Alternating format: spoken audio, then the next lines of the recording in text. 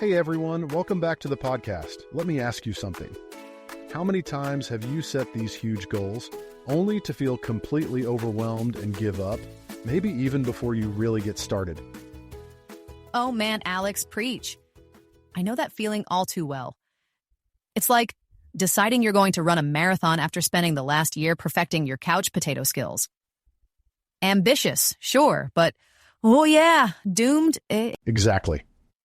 Well, today we're diving into this book, Mini Habits, Smaller Habits, Bigger Results, by Stephen Guise. It's a total game changer if you struggle with building, well, any kind of habit. The core idea is surprisingly simple. Start tiny. And I mean ridiculously tiny, one push-up, one page of a book, one sentence of writing. Whoa, hold on a second. So you're telling me doing less actually gets you more? What's the hidden cost? There has to be a catch here. No catch, I promise. It's actually all about science. Guise explains how mini habits work with our brain to sidestep that natural resistance we all have and actually build momentum. They don't depend on motivation, which we all know comes and goes. Instead, they rely on willpower, which turns out gets a real boost when the task feels super small and manageable. Got it. So it's basically about outsmarting your own inner laziness? I'm already on board with that concept. Well, that's one way to look at it. In today's episode, we're going to break it all down. First, we'll get into the brain science behind mini habits. Think of it like planting tiny seeds in just the right soil. Then, we're going to go through Guise's step-by-step plan for actually sticking with these habits long-term. Okay, and let me guess, Alex, this isn't just about finally getting fit or writing that novel you've been putting off?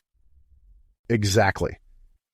Mini habits can ripple out into every area of your life, your overall productivity, your relationships, even how you see yourself. I mean, one little spark really can ignite a flame in the long run. All right, small sparks and planting seeds. We're getting kind of deep today, Alex. Let's see if this tiny but mighty method really lives up to the hype then. Okay, so let's dive into the science behind mini habits. Stephen Guise really emphasizes why this works, you know? Michelle, did you know that mini habits actually work with, or sometimes against, two key parts of your brain? Work against? I like the sound of that. I'm picturing a brain turf war already.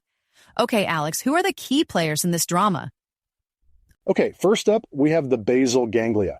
Think of it as your brain's autopilot. It's where all your habits, good and bad, get stored once you repeat them enough. It helps you do things automatically, so you're not having to consciously think about brushing your teeth, for example. Got it. So it's like the brain's designated driver for habits. And it's also why I reach for my phone first thing in the morning. The basal ganglia is the lazy but efficient part of the brain? Exactly. And then there's the prefrontal cortex, your brain's decision-making center. This part plans, sets goals, and it uses willpower. But here's the thing, it gets tired really quickly. You try to make too many decisions, push for overly ambitious goals. Well, it gets exhausted, and you end up falling back on the basal ganglia, on whatever habits are already there. So just to be clear, the basal ganglia is handing me all these usual habits, while the prefrontal cortex keeps calling in sick? Pretty much. And most common approaches to habit building, like New Year's resolutions, rely way too much on the prefrontal cortex. And that's why people burn out so easily. Mini habits avoid this. They're so small, they don't use up willpower. They basically gently nudge your basal ganglia. They introduce these new habits without setting off any resistance. Okay, these small nudges quiet the prefrontal cortex. Got it. Makes sense. But how does the basal ganglia learn new tricks? Habits like scrolling through Instagram are years in the making. Is that even possible at this stage? Good question. So, Stephen Guise puts forward an intentional hack. When you repeat a tiny action like one push-up or writing just 50 words, you make a neural pathway in your brain. At first, it's faint, like a pencil sketch compared to, like, the superhighway your Instagram habit has created. Every time you repeat this new action, it gets stronger, like tracing over that sketch with a marker. Then, pretty soon, the basal ganglia says, okay, this is now routine. So it's like quietly slipping in a new route into the road system of my brain until it becomes the main way I travel. Trojan horse-style tactic. Got it. Can you give us a real-world example? Sure. Think about the classic coffee habit. Most people start by consciously deciding they need coffee. That's the prefrontal cortex. But after a while, it becomes totally automatic. It's the basal ganglia running the show without you even having to think about it. Now, if someone wanted to replace their coffee with a glass of water, they'd be fighting against a deeply ingrained neural pathway. And trying the cold turkey approach to water would require immense willpower, not to mention probably lead to failure, right? Exactly. But if they introduced a mini habit, like committing to just taking one sip of water before the coffee, they're creating a new pathway, a competing pathway. It doesn't feel like a big deal. Over time, that one sip could become a whole glass, and maybe even cutting back on coffee altogether. Sneaky brain rewiring. Why does it have to be so tiny? One sip? One push-up? Isn't that, like, ridiculous? It might seem ridiculous, but there's a good reason for keeping it small. The brain really doesn't like drastic change. Our brains are naturally wired for stability. It's a survival mechanism, you know? Big, sudden changes, like deciding to suddenly work out for an hour every day, it triggers stress and resistance. Many habits basically work with the brain by making the effort so small that you don't even notice the resistance. Okay, well then, let's dive into this one push-up challenge. I have to admit, when I first heard that guys really started with just one push-up a day, I thought it was a joke. I know, it almost sounds silly. But that's the brilliant part. Stephen Guise wanted to build a fitness habit, and he'd failed again and again with daily 30-minute workouts. Too much, and he quit. Then he decided one push-up a day. And he definitely didn't stop at just one, right? Exactly. This is where the magic happens. Once Guise got down and did that one push-up, he'd think, well, I'm already here. I might as well do a few more. But there was no pressure. That one push-up was a win in itself. And that commitment snowballed into a full workout. So his brain wasn't making up excuses like, I don't have time for a whole workout, because it was barely any effort at all. Exactly. And it goes for other things too. You want to start writing? Commit to 50 words a day. By removing the pressure of big goals, you lower the energy it takes to even start. And once you've already started, you're more likely to keep going. And science backs this up, right? Because didn't you tell me that it takes a certain amount of time to actually form a habit? Yes. Studies show that habits take about 66 days to become automatic on average. But the thing is, it's not about how big the habit is, it's about repetition. Many habits focus on being consistent, making it much easier to stick with them long-term. So if we're keeping it brief, trying to change everything at once is a bad idea because your brain will fight back. But take tiny steps, and slowly your brain will actually start to crave those actions. Exactly. Genius of mini habits, right? They build momentum and change your brain without draining willpower. They transform small actions into lasting behavior. All right, I'm buying the science here. But how do we actually stick to these tiny commitments? Give me the plan. So now that we understand the neurology behind mini habits, let's dive into making them work for you. We're talking practical steps, breaking goals down, making them a part of your day, staying consistent, and celebrating even the smallest wins. Okay, Alex, moving from theory to action, I like it.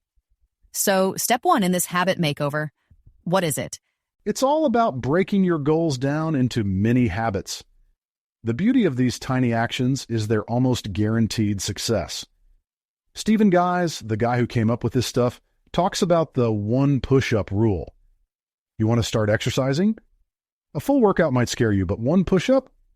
It's so small your brain barely even registers it as a challenge. So, we're talking the absolute minimum effort here, right?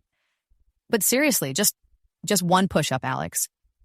What's to stop me from just stopping there every single day? That's where bonus actions come in. You do your one push-up, your one sentence, your one sip of water, and then you think, hey, I'm already here. Maybe I'll do a little more. Key thing is, even if you don't do more, you still win. It's about sticking with it, not about how hard you're going. Ah, I see.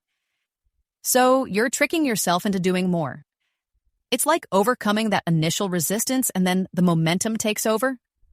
Exactly. And even if all you do is that tiny baseline, you're still building a habit. Think of it as laying the foundation. You can always build on it, but even that first tiny action counts. Okay, but even with the science, I feel like I'd forget after a while. Floss one tooth? Write one sentence? How do I even remember to do it? That's where cues come in. Cues are triggers, either in your environment or what you already do every day that remind you to do the mini habit. You could link brushing your teeth, something you always do, with flossing that one tooth. Or your morning coffee could be the cue to write one sentence before you take that first sip. So, piggybacking new habits on top of old ones. Smart. Instead of creating a whole new routine, you just hitch a ride on one you've already got, right? That's habit stacking in a nutshell. So, you're anchoring the new tiny habit to something familiar, making it easier to remember. Like, if you check your email every morning, use that as a cue to jot down a single goal for the day before you dive into your inbox. Okay, that sounds like it could work. Though, how do you stay motivated long enough for these habits to actually stick? That's where rewards come in. Our brains love positive reinforcement. Every time you do that mini habit, even that single push-up, give yourself a reward. Doesn't have to be big. A piece of chocolate, or even just the satisfaction of ticking something off a list. Like giving a dog a treat when he sits. Didn't Jerry Seinfeld use this same concept to write jokes consistently? He did. He'd mark an X on a calendar every day he wrote jokes. Over time, those X's turned into a chain, and he didn't want to break the chain. That streak became its own reward, motivating him to keep writing. Turning it into a game. I like it. But you also have to be realistic, right? What happens when you miss a day? That's when the magic of mini habits really shines. It's not about perfection, it's about consistency. Things happen. You might miss a day, but because the habit is so small, it's much easier to get back on track. Even on tough days, it's still manageable. So basically, don't get down on yourself if you slip up. It's a forgiving habit. That's refreshing compared to the all-or-nothing thinking we usually have about goals. Exactly. Mini habits are flexible. They meet you where you are even on bad days, and they grow with you over time. One push-up, one sip of water, one sentence, small steps, but they keep you moving forward. And some progress is better than none, right? Okay, so to recap. 1. Keep the habits incredibly small. 2. Link them to existing routines using cues. 3. Give yourself a reward, even for the smallest effort. And 4. Track your progress, whether on a calendar or in your head. Feels doable and, dare I say, a bit fun. It's more than doable. It's transformative. Mini habits show you that small, steady steps can lead to big changes. Just start small and the rest will follow. So, having laid the groundwork, now we can explore how mini habits go beyond just hitting targets. They really help you grow as a person in general. Our final point will broaden our view to see mini habits as a starting point, setting you up for ongoing personal growth and confidence. Zooming out to the big picture, are we? Not just fitness goals or writing, but how these little things influence your overall personal development, right? Precisely. Mini habits aren't just about improving one specific area, they're catalysts for lifelong change, affecting how well you bounce back, how much you control your life, how present you are, and how well you adapt overall. Let's kick off with resilience. Michelle, what does being resilient mean to you in your daily life? I guess resilience is like being a rubber band, snapping back to shape after life stretched you out. Are you saying mini habits help with that snapback thing? That's a great way to put it. And yeah, absolutely. Think about it. When we feel overwhelmed, huge tasks feel like mountains, and it's easy to just avoid them altogether. But mini habits break down that intimidation by focusing on what's doable. One tiny step you can actually take. Over time, this builds a mindset of persistence, showing you that even when things get tough, you can still make progress. Okay, give me a for instance. Are we talking work deadlines? Or, I don't know, something more personal? Take decluttering as an example. Your whole place is a mess, right? Tackling it all at once feels impossible. Instead, you make a mini habit, clear one drawer a day. It's small enough to keep up, and with each drawer you do, you're not just tidying up, you're building your ability to deal with challenges in an organized way. So the drawer gets cleaned, and you're training your brain to not freak out about big things. It's like building a mental toolkit for whatever life throws at you. Exactly. And once you've shown yourself that small wins add up to big progress, you're less likely to be put off by life's hurdles. Many habits give you confidence in your ability to adjust, which is key to being resilient. Fair enough, small wins build mental muscle. What about autonomy? You mentioned many habits help you feel in control and believe in yourself. Where does that fit in the grand scheme? Autonomy is about owning your actions and trusting that you can succeed on your own terms. Many habits are great for this because they're designed to be completely within your control. It's not about outside expectations or huge, flashy goals. It's about what you can really do today, even if it's a tiny step. All right, let's say someone's aiming for healthier habits, like working out. Is one squat a day enough to make them feel like they're back in the driver's seat? At first, yeah. Because doing that one squat proves they can create a habit no matter how tiny. That feeling of capability, self-belief, grows each time. And as they get more confident, they naturally start doing more. What it really does is change how you see yourself. It goes from, I can't stick to anything, to, I'm someone who follows through no matter what. I see. It's not about the squat, but about reminding yourself you're in charge. You're fighting inertia, one tiny step at a time. That's empowering in a way. Precisely. And that empowerment spreads to other areas. Once you've proven you can stick to a small promise, you start tackling bigger things with a can-do attitude instead of dread. It's a positive cycle. Autonomy builds confidence, and confidence drives more action. You know, that sounds surprisingly human. It's not about beating yourself up for not being perfect, but gradually trusting yourself more. I like that. That's the idea. And it connects directly with the next aspect of mini habits, mindfulness. They provide chances to pause and be present, focusing on these small, intentional moments. This encourages reflection and alignment with what really matters. So we're going from empowerment to enlightenment. How do mini habits make you more mindful, though? Doesn't tiny and automatic sound more like a robot than a guru? It's the simplicity of the action that helps awareness grow. Say someone wants to eat healthier. Instead of completely changing their diet, they make a mini habit. Savor one piece of fruit each day. They focus on that moment, the taste, the texture, how it feels. By paying attention to the here and now, they deepen their connection with the process. It's mindfulness in action. Huh. Even something as simple as eating an apple becomes a meditation. I guess slowing down to appreciate the little things could change your perspective. Exactly. And not just mindfulness, but tracking mini habits, marking them off, celebrating wins, helps you see and appreciate your growth, reinforcing that incremental progress is valuable. I like how these concepts build on each other. Resilience, autonomy, mindfulness. But what if someone wants to step it up?